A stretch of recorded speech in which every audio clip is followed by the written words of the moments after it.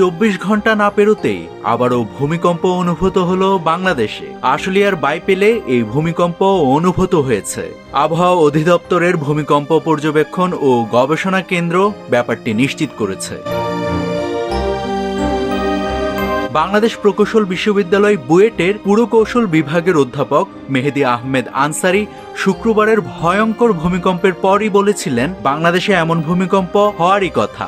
বড় ভূমিকম্পগুলো সাধারণত 100 বা 150 বছর পর পর ফিরে আসার আশঙ্কা থাকে। তাছাড়া একটা বড় ভূমিকম্পের আগে ও পরে বেশ কিছু ছোট ও মাঝারি ভূকম্পন অনুভূত হয়। প্রফেসর আনসারীর অনুমানকে সঠিক করেই শনিবার সকাল 10:36 আশুলিয়ায় আঘাত হানে আরেকটি ভূমিকম্প।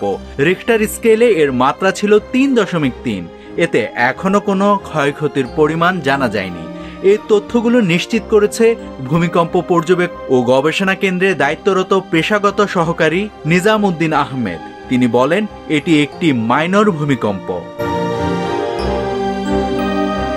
এদিকে শুক্রবারের ভূমিকম্পে 2 শিশুসহ 10 জন প্রাণ হারিয়েছেন। এর মধ্যে ঢাকায় 4 জন, নরসিংদীতে 5 জন ও নারায়ণগঞ্জে 1 জন মারা গেছেন। এছাড়া বিভিন্ন জেলায় কয়েকশো মানুষ আহত হয়েছেন।